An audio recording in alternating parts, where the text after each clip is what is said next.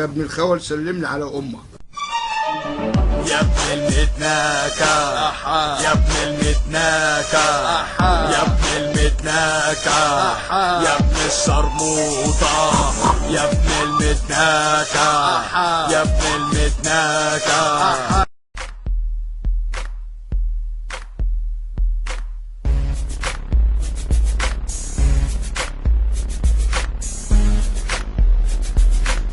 يلا معايا قصمك قصمك قصمك قصمك قصمك قصمك قصمك قصمك قصمك قصمك قصمك قصمك قصمك قصمك قصمك لما تجي واحد صاحبك وتجري ورا بنات بدل ما اقولك احا واحده قلت لك احاك. ما انطبك شرموطه من ضمن العاهرات عمرك ما قلت خد على طول بتقول هات. هنطبك مره الثانيه وهشتمك مره ثانيه هقول لك امك شرموطه تصرفاتها مش مظبوطه. انت عيل معرس وحياتك كلها سلبيه صوتك قصتك ما بتشيلش مسؤوليه. صوتك على ابوك احنا مش هنسيبوك. لو فكرت تزعق في امك هطلع قصتك. لو حولت على اصحابك هنيجك في افكارك. حياتك كلها الغاز وشكلك شاب شاذ. فكرك معايا هولع فيك رجال. تقدمني وانا الاستاذ. لو كانت راب او كانت جاز هشتمك وهقول لك قصمك قصمك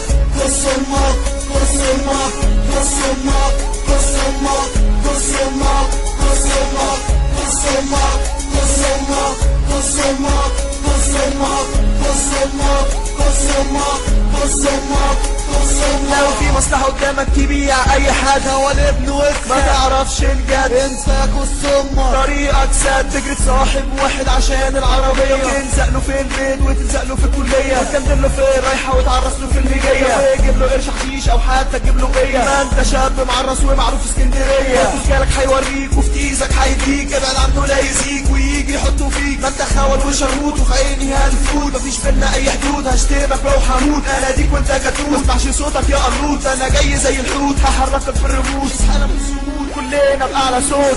قصمك قصمك قصمك قصمك قصمك قصمك قصمك قصمك قصمك قصمك قصمك قصمك قصمك قصمك قصمك قصمك